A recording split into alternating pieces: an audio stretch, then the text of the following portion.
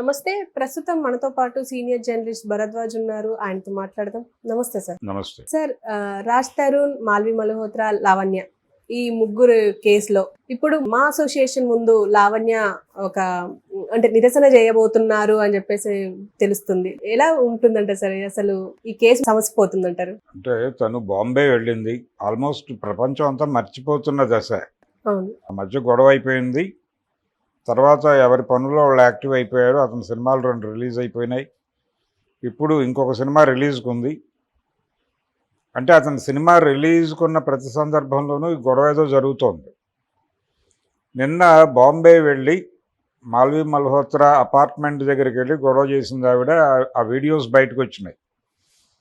అంటే లావణ్య, ఆవిడ తండ్రి ఇద్దరూ వెళ్ళి అక్కడ వాళ్ళతో గొడవ పడ్డారు. రాజ్ తరుణ్ ఉన్నాడు ఆల్రెడీ అక్కడ బాంబేలో. బాంబే పోలీసుల దగ్గరకు కూడా ఈ వ్యవహారం వెళ్ళింది. వాళ్ళు మీరు ఇంట్లో కూర్చుని సెటిల్ చేసుకోండి వ్యవహారాన్ని పంపించారు వాళ్ళు. ఈ గొడవ చేసి ఆ వీడియోస్ సోషల్ మీడియాలో ప్రమోట్ అవ్వటం, ఈ యాక్టివిటీ తద్వారా మీడియా అటెన్షన్ లావణ్య వైపు మళ్ళీ డైవర్ట్ అయ్యి ఆవిడ్ని కాంట్రాక్ట్ చేసే ప్రయత్నం చేశారు కొంతమంది మీడియా పర్సన్స్. చేసినప్పుడు ఆవిడ చెప్పిన మాట ఇది. ఏది? నేను మా అసోసియేషన్ ముందు నిరాహార దీక్ష చేయబోతున్నాను అని. ఆవిడ చెప్పిన టైం అయితే ఈ రోజు నుంచి చేస్తానండి, సండే నుంచి. మరి ఈ రోజు నుంచి చేస్తుందా లేకపోతే రేపటి నుంచి చేస్తుందా అనేది చూడాలి. అయితే ఒక నిరసన కార్యక్రమం చేయాలనే ఉద్దేశం తనకున్నట్టుగా ఆవిడ ఎస్టాబ్లిష్ చేసింది ప్రపంచానికి. అయితే ఎందుకు చేస్తుంది హడావిడంతా? ఆవిడ టార్గెట్ ఏమిటి అంటే, రాజ్ తరుణ్ నాకు కావాలి, నావాడు అని చెప్తోంది ఆవిడ. కానీ అది కాదు వాస్తవం. వాళ్ళ మధ్య ఫైనాన్షియల్ సెటిల్మెంట్ జరగాలి. ఇది ఆస్తులకు సంబంధించిన గొడవ. ఇంకొక మాట ఉంది ఆవిడ, 70 లక్షల రూపాయలు నేను అతని మీద ఖర్చు పెట్టాను అని. ఖర్చు పెట్టడం అంటే అతనికి అవకాశాలు లేని టైంలో అతను రకరకాల తన యాక్టివిటీ ముందుకు తీసుకెళ్ళటానికి ఖర్చులు పెట్టాడు. ఆ డబ్బులన్నీ నా దగ్గర నుంచి వెళ్ళినవే, నా దగ్గర నుంచి తీసుకున్నవే. అలా 70 లక్షల రూపాయలు వెళ్ళినాయి. అంటే 6 ఏళ్లలో ఇంకా ఎంత వెళ్ళి ఉంటుంది అనేది మీరు అంచనా కట్టుకోండి అంటుంది ఆవిడ.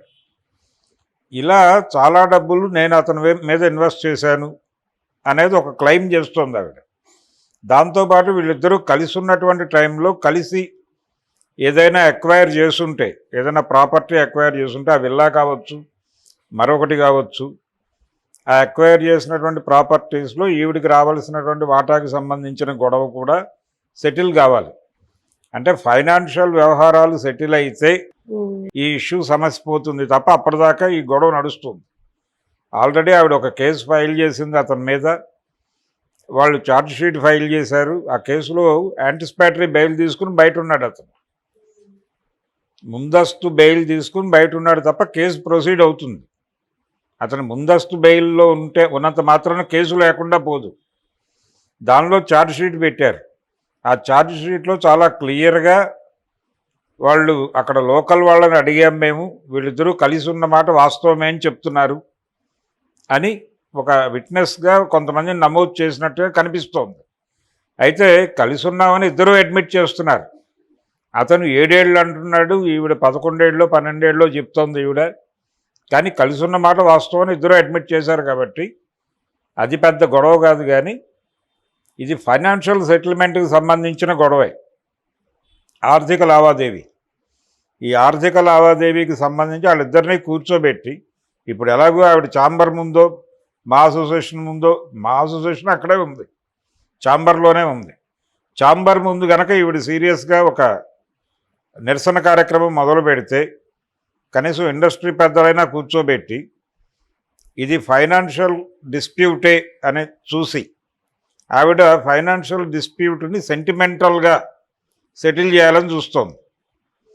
అందుకని కూర్చోబెట్టి నీకేం కావాలి, అతను నీతో ఉండను అంటున్నాడు, సో అతను వదిలిపెట్టేయి, నీకేం కావాలో చెప్పు అని సెటిల్ చేసేసి పంపించేయటం బెటర్. కోర్టు అయినా రేపు కోర్టులో అయినా అదే అడుగుతారు ఆవిడని, ఏం కోరుకుంటున్నావు నువ్వు అని. అతనికి ఇష్టం లేకుండా బలవంతంగా ఇతనితో ఉండటాన్ని కోర్టు కూడా సమర్థించదు.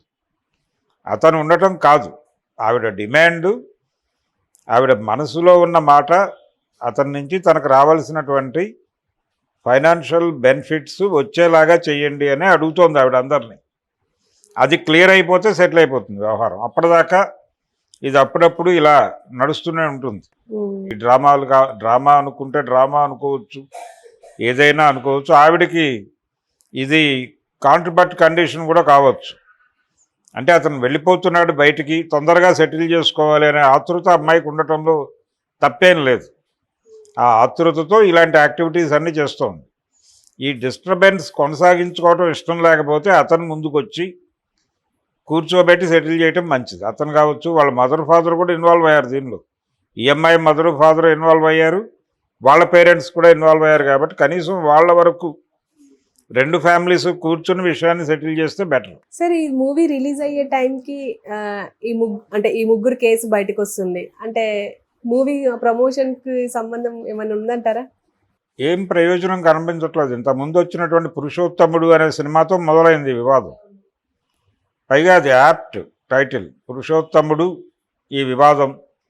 ఈ రెండింటినీ పక్క పక్కన పెడితే అద్భుతంగా సింక్ అయ్యేటువంటి సందర్భం. కానీ ఆ సినిమాకు కూడా పెద్దగా వసూలు రాలేదు.